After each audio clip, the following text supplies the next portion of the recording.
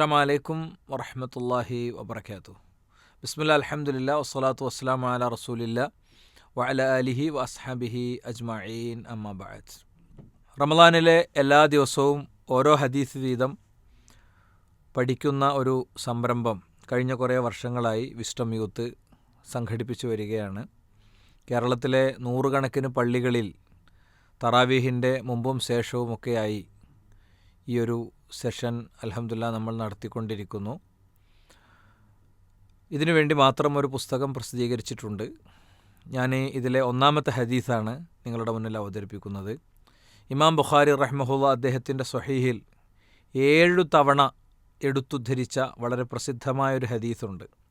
Umar bin Khattab റളിയല്ലാഹു അൻഹു നിവേദനം ചെയ്യുന്നു, സമിഅതു റസൂലല്ലാഹി സ്വല്ലല്ലാഹു അലൈഹി വസല്ലം യഖൂൽ, പ്രവാചക തിരുമേനി പറയുന്നത് ഞാൻ കേട്ടു, ഇന്നമൽ അഅ്മാലു ബിന്നിയ്യാത്ത്, നിശ്ചയം കർമ്മങ്ങൾ ഉദ്ദേശത്തിൻ്റെ അടിസ്ഥാനത്തിലാണ്.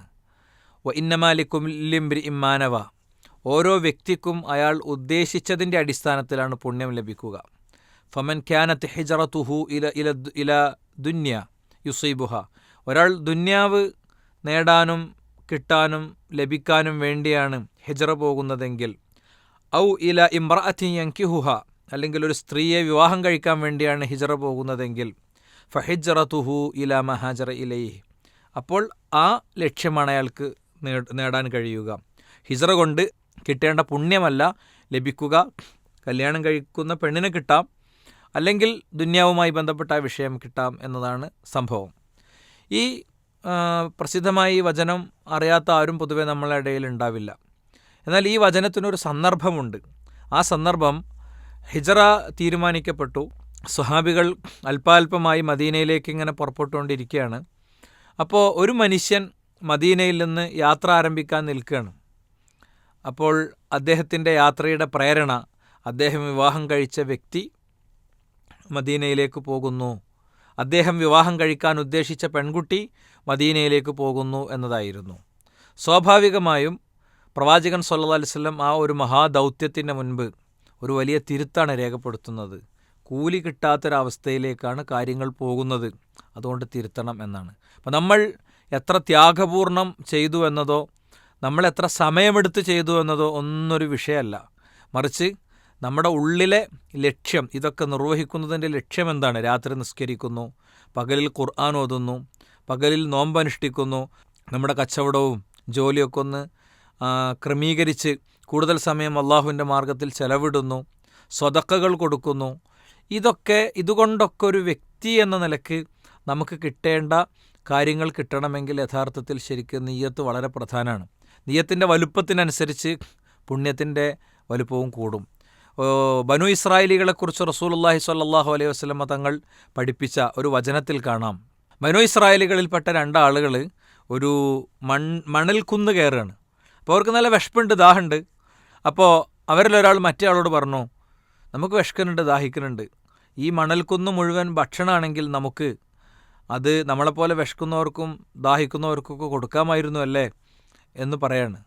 അപ്പോൾ രണ്ടാമത്തെ ആൾ, നമുക്ക് വേറുള്ളവർക്ക് കൊടുക്കേണ്ടിയിരുന്നില്ല, നമുക്കൊന്ന് കഴിച്ചാൽ മതിയായിരുന്നു ഒന്നും പറഞ്ഞില്ല. അവരുടെ വളരെ ശുദ്ധമാണ് അവരുടെ മനസ്സ്. അങ്ങനെ അവർ ആ കാലത്ത് ജീവിച്ചിരുന്ന പ്രവാചകൻ്റെ അടുത്ത് എത്തുമ്പോൾ പറയാണ്, എന്ത്, നിങ്ങളെ സംബന്ധിച്ചിടത്തോളം നിങ്ങൾ ആ മണൽക്കുന്നിൻ്റെ അത്ര ഫുഡ് തയ്യാറാക്കി ആളുകൾക്ക് വിതരണം ചെയ്തതിൻ്റെ കൂലി നിങ്ങൾക്കുണ്ട് എന്നാണ്. ഒരു വറ്റുപോലും അവർ വിതരണം ചെയ്തിട്ടില്ല. പിന്നെന്താ വിഷയം?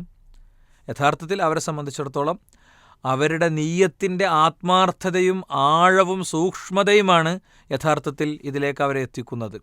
റസൂലുള്ളാഹി സ്വല്ലല്ലാഹു അലൈഹി വസല്ലം തങ്ങൾ മദീനയിൽ നിന്നുകൊണ്ട് മക്കയെ ചൂണ്ടി പറഞ്ഞിട്ടുണ്ട്. എന്ത്?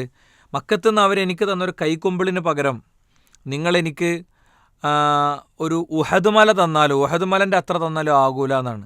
അന്ന് അത്രയും പ്രയാസം ഉണ്ടായിരുന്ന സമയത്ത് അത്രയും സൂക്ഷ്മമായ മാനസികാവസ്ഥയോടുകൂടെ അവർ കൊടുത്തതായിരുന്നു അത്. അതാണ് അതിൻ്റെ കാരണം. അതുകൊണ്ട് തന്നെ നിയ്യത്ത് വളരെ പ്രധാനമാണ്. നിയ്യത്തിൻ്റെ കാര്യത്തിൽ നമ്മൾ മനസ്സിലാക്കേണ്ട ഒരു പ്രധാന കാര്യം, തലഫുദുൻ നിയ്യ, നിയ്യത്ത് ഉച്ചരിക്കുക എന്നത് ഇസ്ലാം പഠിപ്പിച്ചിട്ടില്ല. ഉംറൻ്റെ സമയത്താണ് അല്ലെങ്കിൽ ഹജ്ജിൻ്റെ സമയത്താണ് ലബ്ബൈക അല്ലാഹുമ്മ ഉംറത്തൻ, ലബ്ബൈക അല്ലാഹുമ്മ ഹജ്ജത്തൻ എന്നൊക്കെ നമ്മൾ സാധാരണഗതിയിൽ പറയുന്നത്. ഉംറയുടെ സമയത്ത് ലബ്ബൈക്ക് അല്ലാഹുമ്മ ഉംറത്തൻ എന്ന് പറയും. അതേപോലെ ഹജ്ജിൻ്റെ സമയത്തും നമ്മൾ സാധാരണഗതിയിൽ പറയും. അതല്ലാത്ത ഘട്ടങ്ങളിലൊന്നും തലഫുദില്ല. അത് പണ്ഡിതന്മാർ വളരെ കണിശമായി കൈകാര്യം ചെയ്തൊരു വിഷയമാണ്. ഇപ്പോൾ നിസ്കാരത്തിൻ്റെയൊക്കെ നിയ്യത്ത് ചില ആളുകളൊക്കെ ചൊല്ലുന്നത് നമുക്ക് കാണാൻ കഴിയും.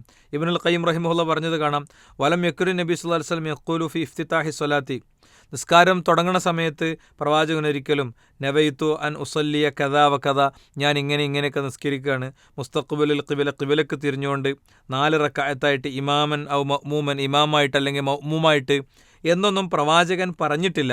വല ഖാല ദാലിക അഹദു മിന സ്വഹാബത്തി അൽബത്ത, സ്വഹാബിമാരും പറഞ്ഞിട്ടില്ല. വല അല്ലമഹു ലി ഉമ്മത്തിഹി, ഉമ്മത്തിന് വേണ്ടി അത് നിർദ്ദേശിച്ച് പഠിപ്പിച്ചിട്ടുമില്ല. ബലിന്നിയ അംറുൻ ഖൽബിയുൻ ലാ യുഹ്താജു ഇല തലഫുദ് ബിഹാ, അത് ഹൃദയത്തിൻ്റെ ഒരു പ്രവർത്തനമാണ്, അതിന് ഉച്ചാരണം ആവശ്യമില്ല. എന്നിട്ട് ഷെയ്ഖ് ഇബ്നുൽ ഖയ്യിം റഹിമഹുല്ലാഹ് 10 കാരണങ്ങൾ കൊണ്ടുവരുന്നുണ്ട് ഇത് ബിദ്അത്താണെന്നുള്ളതിന്. 1, അദമു ഫിഅൽ നബി സല്ലല്ലാഹു അലൈഹി വസല്ലം, പ്രവാചകൻ അങ്ങനെ ചെയ്തിട്ടില്ല. 2, സ്വഹാബത്ത് അങ്ങനെ ചെയ്തിട്ടില്ല. 3, പ്രവാചകൻ്റെ നിർദ്ദേശവും വന്നിട്ടില്ല. 4, നിയ്യത്തിൻ്റെ ഇടം എന്ന് പറയുന്നത് ഖൽബാണ്, അതുകൊണ്ട് ചെയ്യേണ്ട കാര്യം മറ്റൊരു നിലക്ക് ചെയ്യാൻ പാടില്ല. 5-മത്തെ കാര്യം, ഇഖ്ലാസോടുകൂടെ നിർവഹിക്കേണ്ട ആരാധനകൾക്ക് ശരീഅത്ത് ഉദ്ദേശിക്കാത്തൊരു കാര്യം അതിലേക്ക് ചേർക്കുകയാണ്. അതുപോലെ തന്നെ വസ്വാസുകൾ, പലതരം വസ്വാസുകൾക്ക് അത് ഇടയാക്കും. മുൻഗാമികളാരും അത്തരമൊരു രീതി നിർദ്ദേശിച്ചിട്ടില്ല. അതുപോലെ തന്നെ ഹജ്ജുമായി ഇതിനെ താരതമ്യം ചെയ്യുന്നത് തെറ്റാണ്. അങ്ങനെ ഹജ്ജിൻ്റെയും ഉംറൻ്റെയും വിഷയത്തിലുള്ള കാര്യത്തിൽ അത് പറഞ്ഞുകൂടാ, കാരണം അവിടെ പ്രത്യേകം അത് നിർദ്ദേശിച്ചിട്ടുണ്ട്. ഇങ്ങനെ ധാരാളം കാര്യങ്ങൾ നമുക്ക് കാണാൻ കഴിയും. പിന്നെ ആരാധനയിലെ വിഷയങ്ങളൊക്കെ തൗഖീഫിയാണ് എന്ന് പറഞ്ഞാൽ എങ്ങനെയാണോ പടച്ചോൻ്റെ പ്രവാചകനും പഠിപ്പിച്ചത് അതേപോലെ നിർവഹിക്കുക എന്നുള്ളതാണ് വിശ്വാസികൾ ചെയ്യേണ്ടത് എന്നും നമുക്ക് മനസ്സിലാക്കാം.